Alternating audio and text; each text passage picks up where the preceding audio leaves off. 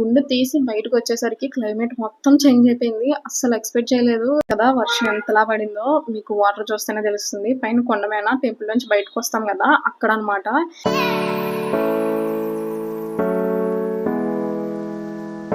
Hello అందరికీ welcome back to our channel. మేమైతే టెంపుల్‌కి వెళ్తాము. నేనైతే ఇలా రెడీ అయిపోయాను సింపుల్‌గా. అంటే బాగా ఎండలు ఉంటాయి కదా! మళ్ళీ టైం పడుతుందేమో సింపుల్‌గా రెడీ అవుదామని సింపుల్‌గా రెడీ అయ్యాను.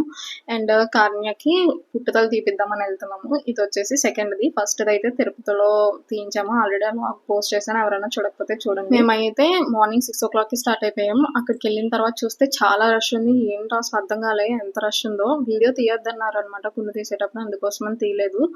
తీసి బయటకొచ్చేసరికి క్లైమేట్ మొత్తం చేంజ్ అయిపోయింది. అస్సలు ఎక్స్‌పెక్ట్ చేయలేదు. గాలి, వాన మొత్తం చాలా అంటే చాలా ఎక్కువేస్తుంది గాలి ఫుల్లుగా. అందుకని త్వరగా స్నానం చేపిచ్చేసి, డ్రెస్ చేంజ్ చేసి వెళ్ళిపోదాం గుడిలోకి. లేదంటే తడిసిపోతాం మధ్యలో అనుకున్నాం. బట్ మేమింకా గుడి దగ్గరికెళ్ళకుండానే వర్షం పెద్దదయిపోయిందనమాట. కొంచెం తడిచిపోయాము. అండ్ దర్శనానికి 500 దర్శనానికెళ్ళిపోదాము. ఎప్పుడు వెళ్ళలేదు కదా! దగ్గర నుంచి చూద్దాము. ఇప్పుడు రష్ కూడా ఎక్కువుందనేసి అన్నారనమాట మా హస్బెండు. సరే అని చెప్పేసి 500 దర్శనానికెళ్ళిపోయాము. వెళ్ళిన తర్వాత చాలా అంటే చాలా బాగా చూసామనమాట అమ్మవారిని. చాలా దగ్గర నుంచి చూసాము. దర్శనం చాలా బాగయింది. చూసారు కదా మునిగిపోయినాయి అనమాట. అంతవరకు వచ్చేసింది వాటరు. మేమైతే ఎక్కువసేపు వెయిట్ చేయలేదు. ఎక్కువసేపు ఏం చూడలేదు కూడా అసల. ఇంకా ఆల్రెడీ చూసినవే కదా అని చెప్పేసి వచ్చేసాము. కావాలంటే మళ్ళీ ఎప్పుడైనా వెళ్దాము. ఎందుకంటే తడిచిపోయి ఉన్నాము. చలేస్తుంది. కాన్య కూడా బాగా వణికిపోతుందనమాట. అందుకోసమని ఇంకెక్కడ టైం వేస్ట్ చేయకుండా మేము త్వరగా స్టార్ట్ అయిపోయాము. వెళ్ళేటప్పుడు కొండపైకి వెళ్ళేటప్పుడు లిఫ్ట్లో వెళ్ళిపోయాము. అండ్ దిగేటప్పుడు కూడా లిఫ్ట్‌లోనే వచ్చేసామనమాట. ఏంటో వర్షం సడన్‌గా స్టార్ట్ అయిపోయింది. ఎక్స్‌పెక్ట్ చేయలేదు.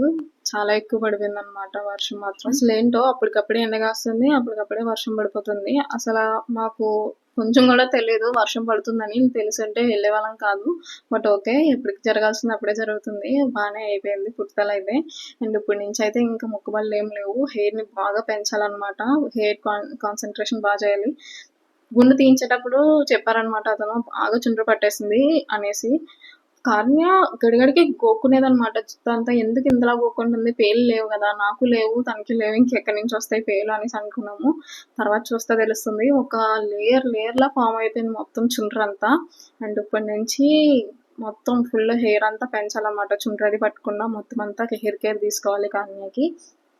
అవి కూడా పోస్ట్ చేయమంటారా? కామెంట్ చేసి చెప్పండి. అంటే హెయిర్‌కి ఎలా తీసుకుంటానో. అండ్ నేను చేసుకునేదే తనకి కూడా చేస్తాను. కాకపోతే కొంచెం ఎక్కువ కాకుండా లైట్‌గా చేయాలి. లేదంటే జలుబు చేస్తుంది కదా చిన్న పిల్లకి. అండ్ కొండ దిగేసిన వెంటనే మా హస్బెండ్ అయితే పులిహోర ప్రసాదాలు తీసుకురావడానికని ఎళ్లారనమాట. చూసారు కదా ఎంత లైన్ ఉందో ప్రసాదాలకు కూడా. వచ్చేటప్పుడు ఎవరో పండగ చేసుకుంటున్నారు. అవి కూడా ఇంకా చూడలేదనమాట. ఉండలేదు ఇంకా. వచ్చేసాం ఇంటికి. వెళ్ళేటప్పుడు ఎలా ఉందో వచ్చేటప్పుడు అంత బాగుందనమాట క్లైమేట్. చూసారు కదా ఎంత పీస్‌ఫుల్‌గా ఉందో. కాకపోతే ఎర్లీ మార్నింగ్ 8లా లేదది. ఏదో ఈవినింగ్ 6 అయిపోతుంది చూసారా? ఆ టైంలో ఉందనమాట.